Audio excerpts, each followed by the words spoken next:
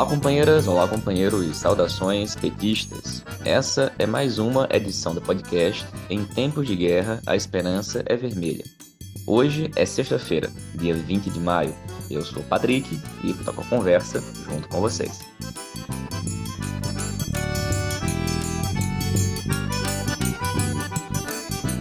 No episódio de hoje, falamos sobre a mais recente pesquisa IPESP, que coloca Lula, mais uma vez, à frente de todos os cenários. Falamos também da terceira via e a possível definição de Simone Tebet como uma candidata da terceira via. Estamos também com companheiras de Minas Gerais sobre a visita feita por Lula ao Estado. E escutamos também Rafaela Dresch, que comenta a Semana Nacional de Luta Antimanicomial.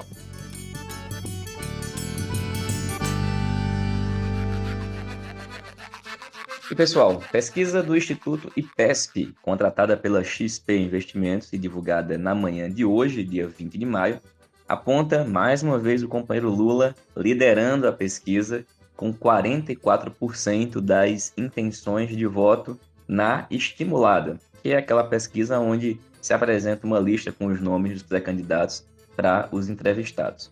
Lula está com 44% e Bolsonaro está em segundo com 32%. Esses percentuais foram praticamente os mesmos registrados na pesquisa anterior que foi divulgada na semana passada. Com igual Lula e Bolsonaro, Ciro Gomes também ficou com o mesmo que tinha antes, 8% das intenções de voto, e João Dória cresceu 1%, de 3 para 4. Bom, além disso, é importante destacar que no segundo turno, a pesquisa continua indicando vitória de Lula, com 53% das intenções de voto contra 34% de Bolsonaro. E com os demais candidatos, a vantagem é ainda maior. No entanto, companheiros e companheiros, a gente volta a um ponto que temos sempre comentado aqui no podcast, que é o seguinte: a eleição é uma batalha duríssima. E as pesquisas que hoje indicam esse cenário não significam que será o cenário que nós teremos em outubro. Quando a campanha eleitoral começar para valer, é muito possível que esses números se alterem. Um dos possíveis elementos que contribuem para essa mudança é a disputa nas ruas. É a disputa que a gente tem que travar no cotidiano, além, evidentemente, das movimentações em âmbito partidário, legislativo e no âmbito das decisões das alianças, coligações e das federações. Agora, quando a gente fala sobre o ambiente das ruas, esta semana nós tivemos alguns casos que dão o tom de como devem ser os próximos dias, semanas, meses e, em especial, o período eleitoral. Essa semana nós vimos atos de violência extremada. Por exemplo, aqui em Pernambuco, o ex-prefeito de Olinda, companheiro Paulo Valença, que também é ex-presidente do Sintep, que está com mais de 70 anos de idade, foi violenta e covardemente agredido pelo seu vizinho declaradamente bolsonarista. O Paulo chegou a ficar desmaiado, chegou a levar pancadas na cabeça, e esse maldito vizinho quase que taca uma lajota na cabeça dele se não fosse terem impedido. Bom, esse absurdo caso de violência contra o companheiro Paulo não foi um caso isolado, já não vinha sendo. Também essa semana a gente assistiu aí na Assembleia Legislativa de Mato Grosso do Sul o caso de um deputado que durante a sessão estava num clube de tiro e enquanto votava a favor de um projeto de lei que amplia o armamento da população, que facilita que quem é filiado a clube de tiro tenha mais acessos a armas, atirou, literalmente, realizou disparos contra um alvo no meio da sessão para justificar o seu voto. Nós já tínhamos tido, na última semana, o caso, na visita de Lula em Minas Gerais, de gente com arma ameaçando militantes do MST, e, bom, os diversos casos que a gente já relatou aqui no podcast, de atos de vandalismo contra a sede do PT, de movimentos sociais, de entidades. E, bom, este ambiente certamente dá um indício muito nítido do que a gente vai continuar enfrentando ao longo dos próximos dias, semanas e meses, e de como a direita bolsonarista vai lidar com as eleições, de tal forma, companheiros e companheiros, que mesmo que as pesquisas continuem indicando uma vantagem do companheiro Lula, nós temos que fazer muito mais para que essa vantagem se converta realmente, não apenas em intenção de voto, mas em votos na eleição, tanto do dia 2 de outubro quanto nas demais. Agora, a batalha eleitoral é apenas uma face da disputa política do país. A disputa política, cultural e ideológica tem que ser travada para além das eleições. E, evidentemente, para ganhar nas urnas, a gente tem também que ganhar nas ruas. E nesse sentido, muito tem que ser feito. Reforçamos assim, portanto, a importância da organização dos comitês populares de luta em cada canto do nosso país, em cada local de estudo, de trabalho, de moradia. Qualquer casa pode se converter num comitê popular de luta, qualquer grêmio estudantil, centro acadêmico, sindicato, associação de bairro, grupo cultural, todos os espaços do povo têm que, neste momento, ser organizados para enfrentar esta ofensiva da extrema-direita, que não vai entregar de bandeja esta eleição. Sem nos esquecermos que, além da extrema-direita, continuamos tendo os movimentos da direita, entre muitas aspas, não bolsonarista. E as informações que nós temos dessa semana é que a senadora Simone Tebet, do MDB do estado de Mato Grosso do Sul, foi a escolhida pelos partidos PSDB, Cidadania e MDB para ser o nome daquela chamada terceira via que continua existindo. A informação foi confirmada por alguns veículos de imprensa. Os três partidos ainda estão tentando convencer o João Dória a não ser candidato. Por isso, teoricamente, para que isso aconteça, ou quando isso acontecer, vai haver reuniões separadas das executivas desses três partidos, para que eles possam, em algum momento, anunciar. Bom, o que vai acontecer com essa terceira via? Na nossa opinião, ela vai contribuir para um segundo turno. Por isso, muita atenção com essas movimentações.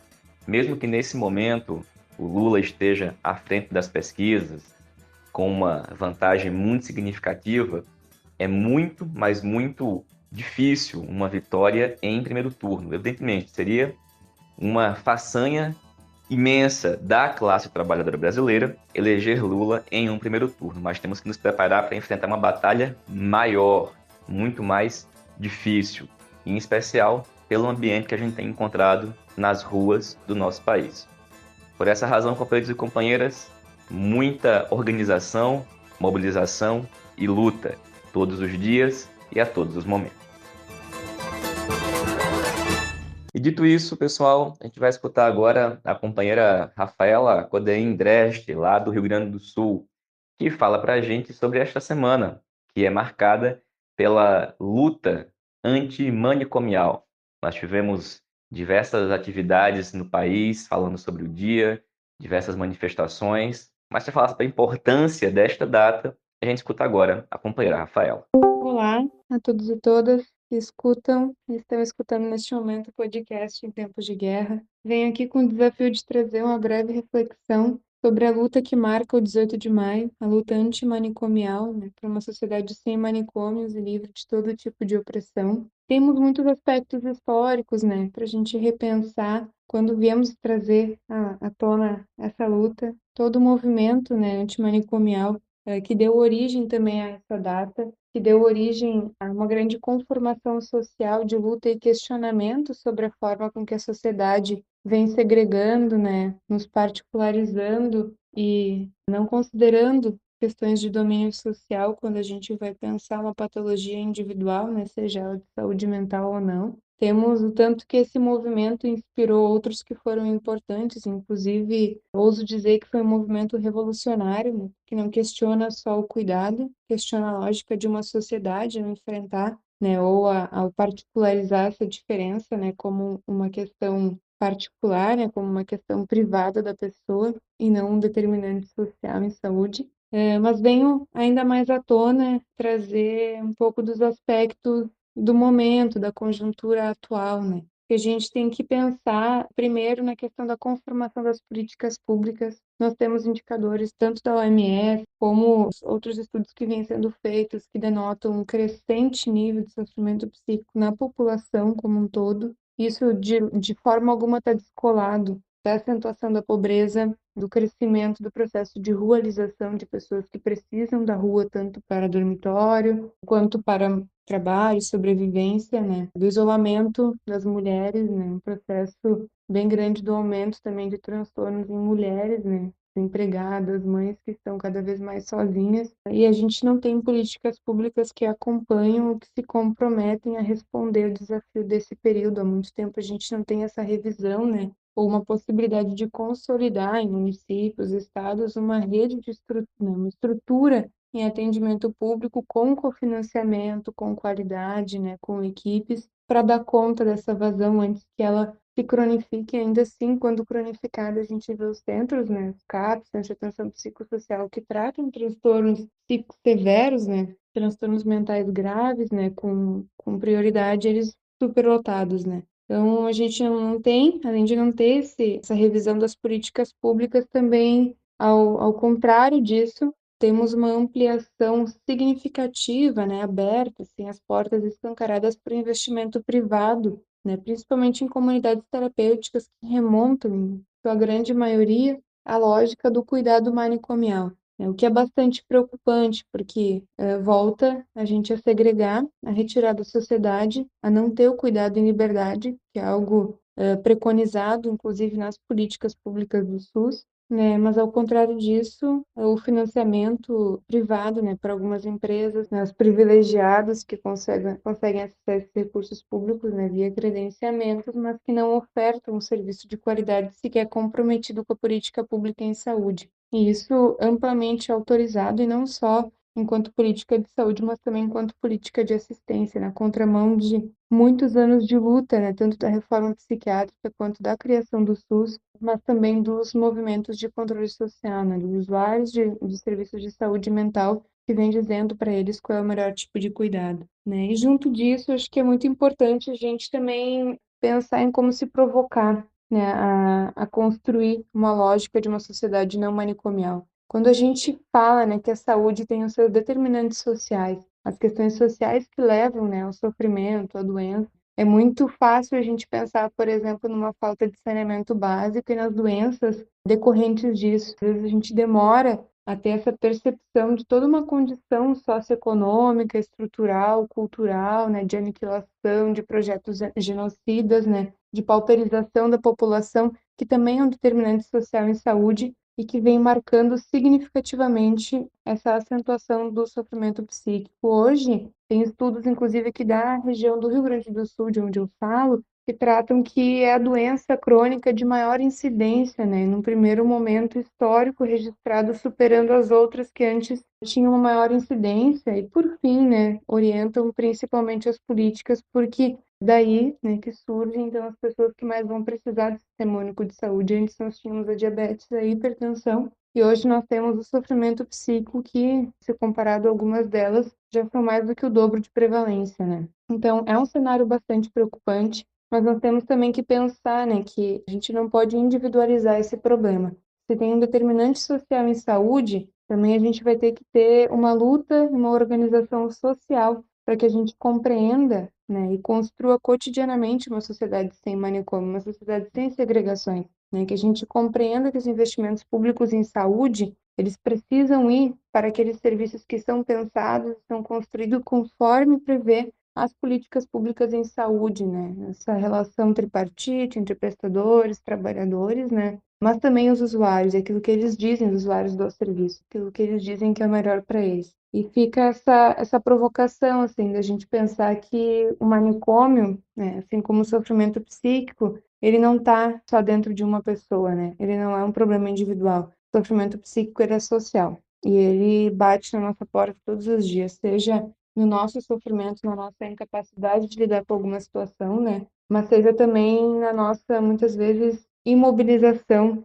diante do sofrimento dos outros, né? Isso também é um pequeno manicômio, né? Isso também é a gente segregar o outro que sofre em algum lugar distante de nós e não nos preocupar nisso enquanto determinante social, né? Aquilo que a gente também precisa ser corresponsável. Então, convido a todos e todas, assim, para que a gente construa um cotidiano antimanicomial, né? Para que a gente consiga também nos mobilizar pelos sofrimentos dos outros e que a gente pense que, principalmente passado esse período de pandemia, que a gente entendeu que o isolamento não faz bem para ninguém, ele também não vai fazer bem para alguém que pode se encontrar nesse momento em uma situação de vulnerabilidade, seja ela decorrente de algum agravo de saúde física ou mental, seja ela decorrente de uma situação de vulnerabilidade socioeconômica. Então, que a gente lute por uma sociedade sem manicômios, seja a partir de nós, seja por um Estado antimanicomial. Um abraço a todos e todas. Viva o SUS! Valeu, Rafa. Obrigado, companheira. Grande abraço. E pessoal, na última semana, o presidente Lula viajou para o estado de Minas Gerais. Nós já ouvimos aqui na edição de segunda-feira o companheiro João Paulo Furtado, que comentou um pouco do significado da visita do Lula e das movimentações que estão acontecendo em Minas Gerais, em especial com relação ao PT e a posição que o partido pode vir a adotar com relação à disputa para o governo do estado. Hoje, nós pedimos que algumas companheiras nos falassem dessa visita do Lula, como elas enxergaram essa movimentação. E começamos escutando a companheira Águida Helena, de Patos de Minas, que fala para a gente a sua opinião sobre a visita do Lula em Minas Gerais. Olá, sou Águida Helena, estou presidente do PT de Patos de Minas. Recebemos com muito orgulho e entusiasmo nosso futuro presidente Lula em Belo Horizonte. Uma militância aguerrida, com muita esperança de um futuro melhor, de um Brasil de volta ao desenvolvimento, de uma menor desigualdade social, de um futuro onde o crescimento econômico vai trazer geração de renda e emprego para todos os brasileiros que, nesse momento, passam por muitas dificuldades, inclusive para se alimentar. Lula nos trouxe a esperança de dias melhores e sabe que pode contar com a militância de Minas Gerais, porque aqui é Lula presidente. Temos um Congresso adiado, tanto estadual quanto nacional, mas é o momento, estamos esperando esse Congresso para apresentar a nossa avaliação, a avaliação da base, dos militantes que querem e defendem uma candidatura própria do governo de Minas Gerais pelo Partido dos Trabalhadores. Acreditamos que com um candidato nosso ao governo, um senador nosso ao governo, Lula terá um palanque e uma militância com muita coragem, com muita energia e com muita capacidade para buscar votos e eleger em primeiro turno nosso presidente Lula. Nossas agendas continuam. Aqui em Patos de Minas, estamos no Alto Paranaíba, vizinhos do Noroeste Mineiro. Faremos um grande encontro no próximo sábado. Vamos apresentar para a nossa militância os nossos pré-candidatos estadual e federal. Com muita esperança, queremos todos juntos, vamos precisar de todos juntos para construir, para reconstruir o nosso Brasil, um país com uma qualidade de vida melhor para todos. Vamos juntos, companheirada, vamos eleger nosso Lula presidente. Obrigada. Valeu, Águida. Obrigado, companheira. Gente, a Águida está como pré-candidata a deputada lá por Minas Gerais. E vamos ouvir agora a companheira Adriana Souza, professora, também pré-candidata a deputada, que fala para a gente sobre a visita do Lula em Terras Mineiras. Olá, Patrick. Olá, companheiros e companheiras que estão aí na escuta do podcast. Em tempos de guerra, a esperança é vermelha. Aqui é a Adriana Souza, professora, militante da Articulação de Esquerda de Minas Gerais e atualmente pré-candidata a deputada estadual por Minas. Eu estou aqui hoje para falar com vocês sobre a vinda do presidente Lula a Minas Gerais nos dias 9, 10 e 11 de maio, nos atos que foram intitulados aqui como Lula abraça Minas, né? A atividade política do presidente Lula iniciou na capital já na segunda-feira, no final da manhã, no hotel onde ele estava instalado, e ele pôde receber lideranças sindicais, partidárias e políticas de Minas Gerais. Mas a principal atividade do presidente Lula aqui em Minas Gerais aconteceu exatamente na segunda, mas ao final do dia, num ato massivo com aproximadamente 5.000 pessoas, em sua maioria, né, militantes do Partido dos Trabalhadores de Minas, da região metropolitana, mas especialmente da capital. Importante destacar que esse número de pessoas foi superior ao previsto pela organização do evento e uma parte significativa da militância acabou assistindo à atividade do lado de fora do Expo Minas, que foi o espaço escolhido pela organização do evento para receber essa atividade. Estiveram com o presidente Lula, né, no palanque partidos PCdoB, PSB, PV, Rede, Solidariedade, PSOL e PT de Minas, assim como diversas lideranças dos movimentos sindicais e dos movimentos sociais mais amplos, especialmente do MST, do MAB, da UNE e da Frente Brasil Popular, né? O presidente Lula fez um discurso muito vigoroso, muito espontâneo e que demonstrou uma disposição muito grande para as lutas que virão, né? E, inclusive, o presidente Lula conseguiu inflamar o público de militantes que estava lá e que saiu da atividade com muita energia também para as lutas que nós vamos fazer em 2022. O presidente Lula fez questão de destacar a cultura como uma possibilidade de geração de renda, de geração de emprego e de desenvolvimento para o nosso país. O presidente Lula também destacou a revogação das reformas trabalhistas, da Previdência, do teto de gastos e a importância da geração de emprego e renda para a nossa gente, né? Já no seu segundo dia aqui em Minas Gerais, o presidente Lula realizou atividade na cidade de Contagem, que é uma cidade governada pelo PT, aí, o governo da companheira Marília Campos, né, que está contando aí com uma grande aprovação popular, com mais de 80% de aprovação popular na cidade, e que aconteceu, né, um ato com aproximadamente 1.000 militantes ali no horário do almoço, e foi uma atividade onde o presidente Lula destacou, né, a questão da desindustrialização do país e também teve destaque nessa atividade a participação de um empresário local que fez questão de enfatizar na gestão do presidente Lula, teve um grande progresso e crescimento empresarial, mas também para o povo de Minas. E o presidente Lula fez questão de dar um recado sobre a necessidade de incluir o pobre no orçamento e o rico no imposto de renda. Ainda na terça-feira, o presidente Lula teve uma atividade com artistas em Nova Lima, né, onde ele recebeu figuras importantes do cenário cultural de Minas Gerais, dentre elas a Fernanda Takai, Djonga, Tiago Delegado, e foi uma atividade muito representativa da cultura de Minas. O último dia do presidente Lula aqui em Minas Gerais foi em Juiz de Fora, né, outra grande cidade governada pelo PT em Minas Gerais, governada pela companheira Margarida Salomão, e teve destaque nessas atividades em Juiz de Fora, né, um recado forte contra as privatizações, a defesa das universidades e das estatais. O presidente Lula participou de duas grandes atividades em Juiz de Fora, a primeira dela com dezenas de reitores de universidades federais e a segunda delas num ato mais massivo e popular, né, onde o presidente Lula fez defesas assim também vigorosas das estatais e um recado muito forte contra as privatizações. Em que pese a situação política confusa de Minas Gerais, que foi abordada no episódio anterior aqui do podcast, a vinda do presidente Lula foi marcada mesmo por atos massivos, fortes, mobilizadores, em contraposição ao fracasso absoluto das manifestações bolsonaristas que não tiveram êxito nem na disputa da narrativa nas redes sociais. Agora, pessoal, é engrenar mesmo a pré-campanha, instituir os comitês de Lula e garantir toda a nossa energia militante para eleger o presidente Lula e uma bancada federal e estadual combativa que garanta a revogação das reformas trabalhistas, previdenciária, a revogação do teto de gastos, para que a gente possa, de fato, iniciar a reconstrução do nosso país. É isso aí, um abraço e bora para a luta, pessoal. Valeu, Adriana. Obrigado, companheira.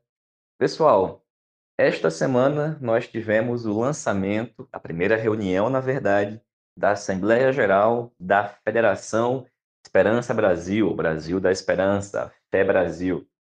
Esta Assembleia foi a primeira reunião da federação que reúne PT, PV e PCdoB, foi convocada com uma pauta única, que foi a eleição da Executiva Nacional da Federação. Bom, esse assunto foi tratado pelo companheiro Walter Pomar e pela Natália Sena no programa Antivírus dessa semana, onde tem uma opinião detalhada da Natália sobre essa reunião, também os nomes que foram eleitos e tudo mais. A gente vai convidar a Natália para vir aqui no podcast na próxima edição para falar também para a gente sobre essa reunião, dar detalhes e, bom, quais são os próximos passos aí dessa federação. Mas quem já tiver curiosidade, nós recomendamos que acompanhe e assista pelo YouTube do jornal Página 13, do programa Antivírus, ou pelo podcast, nosso amigo e companheiro podcast, também do programa Antivírus, que circula aqui nas nossas mesmas listas de transmissão.